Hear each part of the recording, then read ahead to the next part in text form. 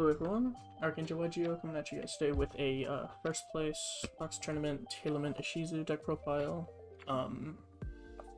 I think it's the best deck, obviously. Just kind of want to have a little collection of a list I was playing, as well as just show it out to people who might want to get an understanding of how I feel the deck should be played.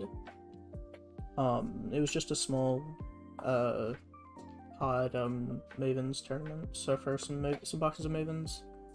I beat out the Mirror and some Runic Sprite, Flu, all that good stuff. But otherwise, let's just get into it. So, starting off with the monsters. You play 3 of the good tier names, so 3 Sharon, 3 Havnus. Standard. 2 Rhino. Just, you don't really want to see it. Because, like, it loses to Abystial just by itself. You kind of want to have it be the thing you summon off hit most of the time.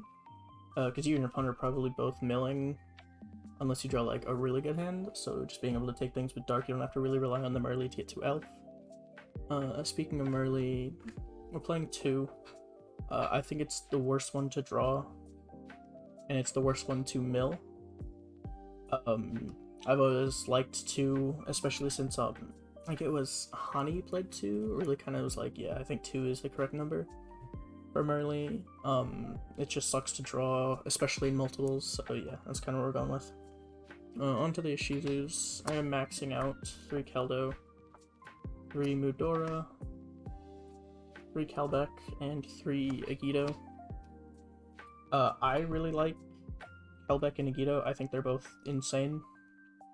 Kalbeck being a pseudo hand trap in the mirror is really nice, and Agito being able to set up Dweller and just put bodies on your board during your opponent's turn is just insane.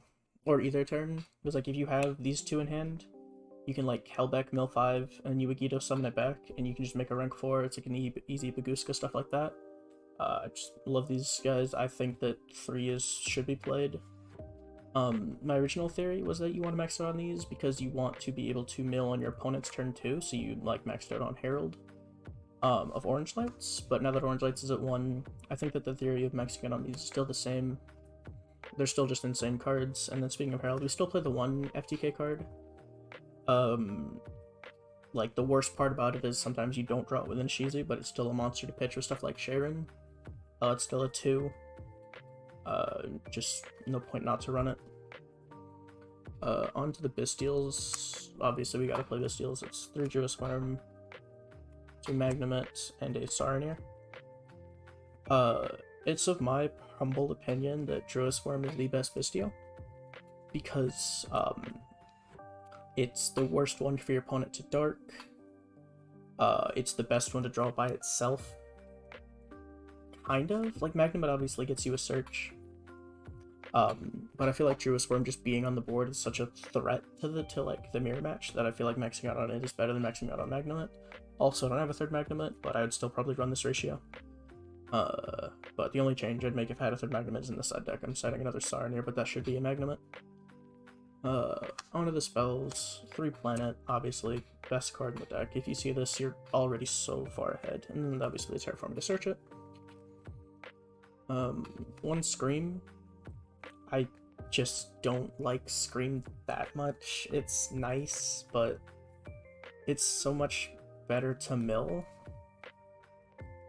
I guess. I don't know. I feel like, because originally the list was 43 because I based it off of Jesse's list, and I wanted to get it to 40, and the second Scream was one of the first things to go. Obviously the other FTK card is a fusion. Just if it's a 1-of, it's probably an FTK card, except for you, Scream. No one likes you. 3 Triple Tack. This card is insane in the mirror. It's insane versus Flu. It's insane versus just about every deck this format. Because they all want to play on each other's turns to some extent. Just Talents being able to like take monsters in the mirror is so good. It can out Geoswarm really nicely. You just take the Geoswarm and then make a Beatrice with it. And obviously the 2 Sulic. The reason the ratio is 2 Sulic and 1 Scream is because I'd much rather mill Sulic than the Scream, just because getting a monster is so much better turn 1. Like a Sulic in hand is nice, but if it's your only thing, it's the only thing you have going for you, it's not going to do much. And then no crime is in the side. I don't think it's necessary game 1. I think it's because it's not really good going second. The only real punishers if you're playing it's like Cashed Hero or like Sprite if they smash her the kit. Going second, you don't have a way to get it back. I guess it wouldn't lose to Cashed Hero anyway because they bench it face down. I just don't think it's necessary in the main. But onto the extra deck, you have the Mandatory Fusions, Kit, Rulk, Aledo. Necessary, they're so good. Garura, Drago, and Mud Dragon. Every time I think about cutting either of these two, they just come up and shine so much. I feel like when I expect them to do well, they're just so much better than normal. So believe in your cards, everyone. That's how you win. Onto Lynx, Dark, and Asa. I don't know how I feel about Asa. I know Agito maxing on Agito makes it a bit better. Because you can force your opponent shufflers really early if you need to, and it's also just another way to get to like sprint diffuse. So I'm gonna keep it for now. It came up a couple times, but in the mirror it's so nice. Obviously the 2 sprites, Elfin Sprint, pretty self-explanatory. Merly's a 2. Exceeds, we have Baguska, Dweller for the rank 4s, Wallow and Beatrice for the 6s, and Zeus, the other FTK card. Dweller plus Zeus is just so free. Not free, but it's really, really good. Like another thing you can do with the Guido into Kelbeck is you can make the Dweller super early going second, effect, attack, make Zeus, and you're just home to the races. You've used pretty much no cards in your hand because you Guided them on their turn to do that. It doesn't come up too often because usually they're going to have some stuff to stop you, but yeah. Side deck, it's just kind of some stuff I've been throwing around. I'm not really too sure on it. Imperm is really, really nice in the mirror. Going second, you definitely bring an Imperm to hit the kit, and against the more rogue matchups like Sprite, Imperm's just so good, but I don't think it's good enough to be in the main. 3 twin, 4 back row. I know Runic is starting to see a resurgence, so I don't know if these twins are gonna stay. I think they might end up being Cosmics.